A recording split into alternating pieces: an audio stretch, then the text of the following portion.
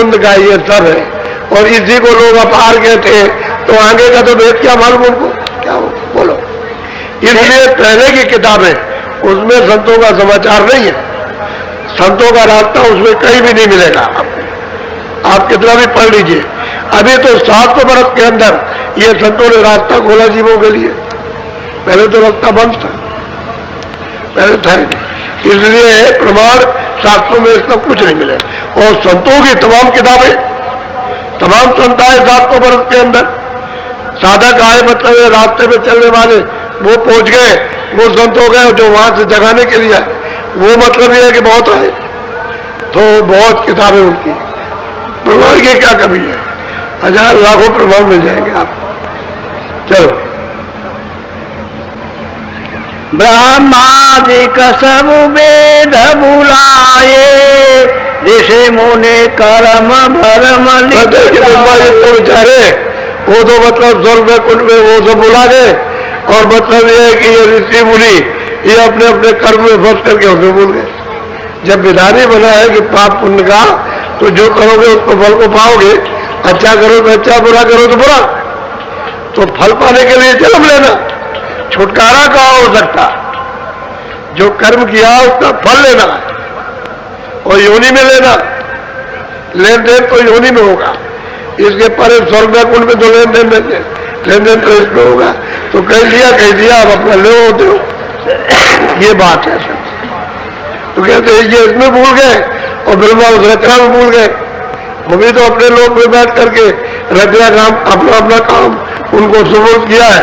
एक तो उत्पत्ति का काम, ब्रह्मा बैठ के उत्पत्ति का काम कर रहे हैं, और विष्णु बैठ के पालन पोषण कर रहे हैं सबके लिए, और शिव जी सबका कल्याण कर रहे हैं। ये तीनों अलग अलग काम सबका है, अपना अपना काम स्वर्ग बैकुंठ में बैठ के करते रहते हैं। ये उनका काम हो गया, ये इसमें भूल गए। तभी तो आद्या महाशक्ति ने बुला दिया, ये वही इनकी माँ है। उसने मतलब पूछा कि तुमने जब समाधि लगाई थी तो तुमने, यानी मतलब ये है कि पिता का दर्शन किया, ब्रह्मा से पूछा, और उन्होंने कह दिया हाँ किया। तो अंतर्यामी थी वहां के लिए। तो उसने कहा कि तुम झूठ बोल रहे हो, बड़े लवार हो ब्रह्मा, बड़े झूठे हो, चलिए आओ ठग हो, तुमने दर्शन पिता का नहीं किया, और कह दिया तुमने दर्शन किया, जाओ हम तुमको श्राप देते हैं कि मृतलोक में तुम्हारी कोई पूजा नहीं करेगा, इसलिए उनकी पूजा नहीं होती है। और विष्णु से और शिव से पूछा कि तुमने पिता का दर्शन किया, इनकी आज्ञा महामाता में। तो उन्होंने कहा हमने किया था, तो उनको आशीर्वाद दे दिया कि जाओ जगत में तुम्हारे लोग पूजा करें। भाई ये इतनी बात है, काम तीनों का एक ही है, एक उत्पत्ति का, एक प्रलय का, एक पालन का, यानी काम तीनों कर रहे हैं बराबर बैठ के। एक को शराब मिल गया झूठ बोलने पर, और उन्होंने कहा हमको नहीं हो, तो उसको आशीर्वाद दे दिया। बस ये बात और ये अलग है, ये ईश्वर के पास जा ही नहीं सकते। अगर उनके पास ये पहुंच जाए तीनों, तो सब उसी वक्त एक क्षण में काम छोड़ देंगे, ना वो पालन का करेगा, ना उत्पत्ति का, और ना प्रलय का करेगा, सब छोड़ देंगे। इसलिए उनका दर्शन नहीं हो पाता। तो जब वो इनको भी पूरा बूंद का भेद नहीं मिला, इन्होंने भी नीचे का मतलब एक झलक पाई, उसी को समझने लगे कि हमने देख लिया। वो बात ये, पर्दे पर कोई झलक आई तो उसको देखा, जैसे शीशा है तो ऐसे कीजिए, तो शीशा तो उधर में ऐसे टेढ़ा कर दीजिए, तो उसकी चमक उस पर सूरज की गिरेगी मकान के अंदर। अब उसमें सूरज दिखाई दे चमकता हुआ, तो आप कहोगे नहीं वो सूरज है, सूरज में नहीं, वो तो प्रतिबिंब है। सूरज तो ये सब प्रतिबिंब जो दिखाई देता प्रतिबिंब है, ये असली सूरज, असली चांद, असली तारे में कोई नहीं है, ये प्रतिबिंब है, बिंब। तो कहते हैं कि वही कुतुब औलिया और पीर पैगंबर, इनको भी पूरा भेद नहीं मिला, पूरा दर्शन नहीं हुआ उनका। वही बात यह है कि पर्दे पर हो गया, और इन्होंने समझ लिया कि दर्शन हो गया।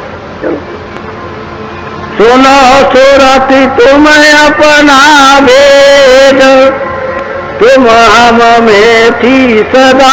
अब कहते गुरु तू अपना भेद तो सुन ले मुझसे, यानी पहले जब तू थी तो हम में अभेद थी, मुझ में लय थी, मुझमें तुझमें कोई अंतर नहीं था। गोस्वामी जी महाराज कहते हैं कि ये जो अनामिक जो पिया है प्यू, जब वहां पहुंच गए वो दर्शन हुआ तो कहते हैं कि प्यू हम एक, यानी हम और पिया एक कहते कोई जरा भी फर्क नहीं। अब वो कहते हैं कि नहीं, तुम जब थी तो हमें अभेद थी, कोई भेदभाव नहीं था, मेरा रूप और तुम्हारा एक ही था, उसमें कोई अभेद थी और हमारे पास थी, हमें थी। बोलो, काल करी हम सेवा भारी, सेवा बस होए कुछ न विचार। वो कहते महापुरुष सूरत को समझा रहे हैं कि भाई असली बात तो ये है कि काल ने सेवा की, यानी सैदल कमल में बैठ करके, ब्रह्मस्थान में बैठ करके, पार्वत में, इन सबने सेवा की, यानी खूब अच्छी तरह से अखंड ध्यान किया और इतने युगों तक किया है कि यहाँ कलम और किताबें और समुद्र की स्याही सब खत्म हो जाएगी। इतने दिनों तक इन्होंने तपस्या उस पुरुष की है, अनामिक पुरुष की, तब जाकर के वो प्रसन्न हुए। एक दो दिन का काम नहीं था, तब प्रसन्न हो गए। तब उन्होंने कहा कि तुम क्या चाहते हो? कह रहे हमको एक छोटा सा राज दे। तो कहा अच्छा ठीक है, हमने दिया तुमको, तो राज मेरे सुरतों के बैठ नहीं सकता, रचना ही नहीं हो सकती है। मैं तो रथ सुरते आएगी तभी तो रचना होगी।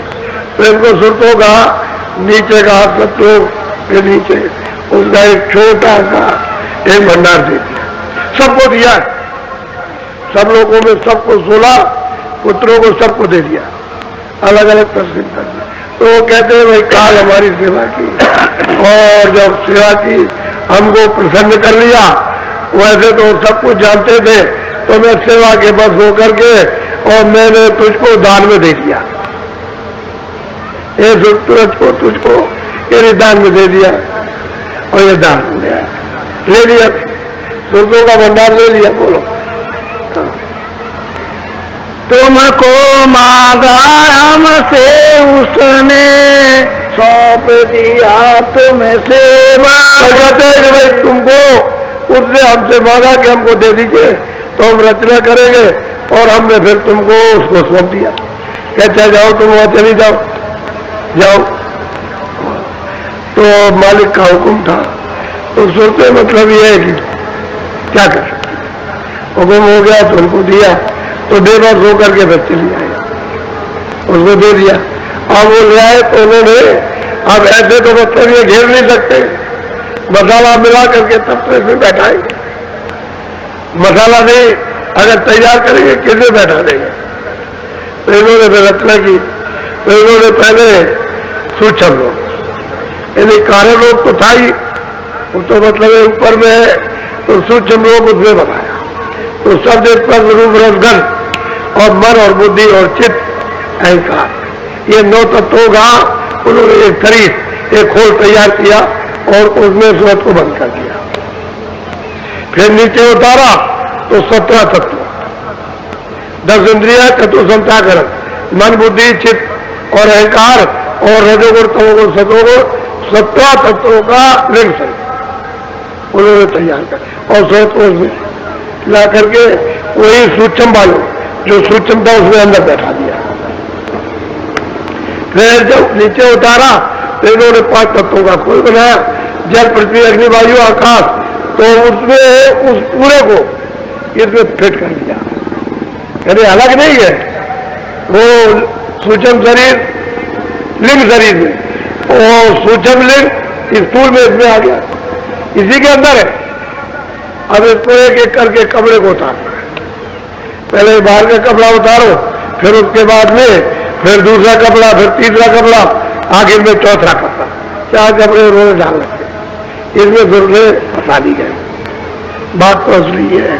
तो कहते हैं उन्होंने तपस्या की और मुझसे तुमको मांगा, और मेरे मतलब ये है कि तपस्या के यानी खुशी में आकर के तुमको सौंप दिया कि तुम चले जाओ वहां, और ये कहा था कि मैं गंदगी छोड़ आना और फिर तुम चली जाना, गंदगी वही रहेगी, उसको निकाल के हमने बाहर कर दिया, यहाँ फिर कोई गंदगी नहीं रहेगी। बोलो, काल लाई तन मन को घेरा, दुख सुख पाया तुम बहु तेरा। अब वो कहते हैं महापुरुष के सूरत जब मांग करके तुमको ले आया यहाँ आकर के, तो यहाँ नीचे में चौक में उतारा, तो उसमें मतलब ये है कि ये मसाले का ये पिंड बना करके और उसे बंद कर दिया, ये तन और इंद्रियों इसे बंद कर दिया, और तुमको फिर अपना उसने कानून सुना दिया, इसमें बदला दिया और घेर के रखा है कि हमारा ये कानून डुकी पीट दी कि जो भी पाप पुण्य करेगा अपनी इच्छा से, मर्जी से, हमारी तरफ से कोई हुक्म नहीं है, हमने तो बना दिया ये पाप ये पुण्य, जो करेगा अपना अपना भोगेगा। तो ला करके उसने यहाँ दोनों आंखों के पीछे दरवाजे में बैठा दिया। अब पाप पुण्य जो कुछ भी करोगे ये सब गंदगी इसके ऊपर जमा होगी, ये सूरत में देश के ऊपर जमा होगी यहाँ, और यही से लदना शुरू हो जाएगा, और इतनी लदेगी इतनी लगेगी इस चतुर्संता कर्ण में, ये उसका हृदय दिल है, मैं इतना लग जाएगा कि सूरत दब जाएगी। आँख बंद हो गई, कान बंद हो गए, पहले तो खुली थी आँख, कान भी खुले थे, आँख भी खुली थी, पहले बंद नहीं थी।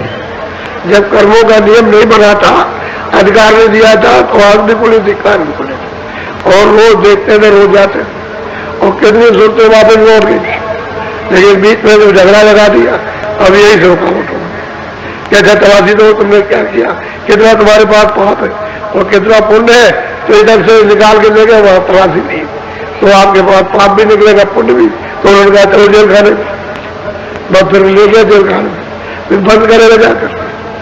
वो तो उधर देखने ले जाने वाले तो प्रकाश में बैठे, तुम ही अकेले अंधेरे में हो, वो जो ले जाएंगे ले आएंगे और अंधेरे में नहीं, वो तो रोशनी में बैठे हुए, लेकिन तुम समझते हो जो हम कर रहे हैं वो नहीं देख रहे। दुख में देखा हमको जब ही दया उठी हम आए तब। जब हमने तुमको जब यहाँ मृतलोक में जब दुखी थे, क्योंकि गुप्त संतों ने जब पूरा संदेशा दिया कि वहां जी रो रहे तड़प रहे और इस तरह से चिल्ला रहे, कोई नहीं सुनता, काटे जा रहे, ये है नरकों में जा रहे, तो कहते हैं कि फिर हम तुम्हारे प्रति दया गए, तो फिर हम फिर यहाँ आए तुमको ले जाने के लिए, तभी तो उपदेश किया कि दया आ गई। अब वो तो दया कर सुन रहे, इनके पास तो थोड़ी दया, अरे बूंद के पास तो थोड़ी दया हो, तो सिंध अपार है, उसमें दया का सागर ही है अपार। तो कहते हैं तुम्हारे प्रति दया हुई, तो हम आए तुमको ले जाने के लिए, चलो हमारे साथ, हम चलो घर में पहुंचा देंगे। साफ सब प्रश्न का उत्तर हो गया, सब दे दिया, कोई बकाया नहीं छोड़ा, सब दे दिया कि आप कहाँ रहते हैं, आप कैसे हमको भेजा, ये कैसे किया, वो कैसे किया, कौन ले आया, हमको क्यों बताया, यहाँ तन में क्यों डाला, सब बता दिया, सब प्रश्न का उत्तर। और शास्त्रों में कोई चीज नहीं मिलेगी, इस बात शब्दों के बाद और किसी के बाद मिलने वाले नहीं कुछ भी। वो आप मतलब ये कि हम आए तुमको जगाने के लिए, तो ले चलना चाहते हैं, ऐसे कैसे चलेंगे, हमें कोई रास्ता है कि नहीं है, अगर रास्ता रहेगा तो जाएंगे, और रास्ता नहीं रहेगा तो ऐसे किधर कैसे चले जाएंगे। तो वो बता रहे, सुनिए जरा, बोलो। आई किया हम शब्द उपदेशा, शब्द माही तुम करो। तू दोनों आंखों के पीछे स्तन में बैठी है, तो मैं आओ, मेरे शब्द का उपदेश किया, क्या हो तुम सूरत को शब्द में प्रवेश करो, चलो ले चले। अब वो बताएंगे कि भाई शब्द यहाँ है, नाम यहाँ पर है, डोरी यहाँ पड़ी हुई है, वो सब बताएंगे, यहाँ डोरी पड़ी है, इसको पकड़ो। ये कहेंगे कि हमने तो तेरे लिए सुलभ सीढ़ी बना रखी है, तू चढ़ चल, मैं ले चलूंगा, चढ़ती चल, चढ़ती चल, मैं ले चलूंगा, तो चल। तो चढ़ाएंगे नहीं तो कैसे करेंगे, चढ़ाते ले चलते हैं सीढ़ी पर। तो कहते हैं हमने शब्द का उपदेश, नाम का उपदेश आकर के हमने किया कि और कुछ नहीं, सुलभ है, सीधा है, सहज है कलयुग में कि सूरत को नाम के साथ में प्रवेश करना, नाम से जुड़ उसमें ले करो, चलो घर में चलो। हमने ये आकर के उपदेश किया, बोलो। अच्छा, सब संतों ने शब्द का उपदेश किया, यदि जितने भी संत आए, किसी ने बगैर शब्द के कोई नहीं ले जा सकता, जो भी ले जाएगा उस शब्द से ले जाएगा, नाम से, आवाज से ले जाएगा। आवाज से उतर के सत्य आई और आवाज से वापस जाएगा। बोलो। शब्द शब्द पौड़ी हम रची, चारे चारे पहुंचो नगरी सच। कहते हैं कि भाई हमने यानी घर में पहुंचने के लिए हमने पौड़ी, पौड़ी कहते सीढ़ी, नारद जी महाराज की किताब में खूब लिखा पौड़ी के बारे में, क्योंकि वो भी तो संत थे, वो भी तो आते जाते, उन्होंने भी जीवों को बहुत जगाया था। कहते हैं हमने पौड़ी होती सीढ़ी बनाई है ऊपर चढ़ने की, गगन में आकाश में जाने के लिए। आकाश में ऐसे थोड़ी चढ़ जाओगे, वो तो सीढ़ी है, सीढ़ी चढ़ो तो नाम को पकड़ो, एक स्थान पर दूसरा नाम, तो दूसरे स्थान पर तीसरा नाम, तीसरी आवाज, तीसरा आवाज तो चौथे पर। कहते हमने पौड़ी बना रखी सीढ़ी, उसमें धीरे से चढ़ चलो, नाम की डोरी पकड़ कर, और पीछे से हम तुमको लेते चले, कोई तकलीफ नहीं होगी, चल चलो। हम तो उधर भी मिलेंगे, इधर भी मिले, उधर का बताने वाले इधर भी मिले, इधर से उधर का बता रहे, और तुम यहां पहुंच गए तो इधर का बता रहे। दोनों तरफ इधर भी मिले, उधर भी मिले, इधर भी देखो, उधर भी देखो। उधर दूसरा रूप है, वो जो पहले जो तुम में थी अरूप में, वो उधर रूप है, और ये तेरा रूप है, जिस तन में तू बसी है वही तन है। चलो ले चलेगा, बोलो बोलो। गोंद देश को छोड़ो वही, सेंध देश चले खेलो। कहते हैं कि अब मैं आया हूं तो जल्दी करो सूरत, इस बुंद देश को तू जल्दी से छोड़ दे और जल्दी चल, मैं तुम्हें सिंध देश में ले चलूं। और सिंध आगम है, अपार है, वहां चल। वो गोस्वामी महाराज कहते हैं जब हम चढ़ करके गए और जब सतलोक में पहुंचे तो एकदम से उसमें क्षय हो गए, एकदम से लय हो गए, यानी सिंध ही का रूप हो गया, सिंध हो गए। गोस्वामी महाराज कहते हैं, वो अपनी वाणी में उन्होंने कहा कि मैं जब वहां पहुंचा तो उसमें लय हो गया, कितना अपार देखा। बोलो। गोंद देश तिरलोकी जानो, रचन मूलक करो यहाँ पर। त्रिलोकी है और मिलोनी की रचना है, यहाँ मिलोनी हुई है, उसकी रचना मसाले की। उसमें तो चेतन को जड़ में बांध लिया,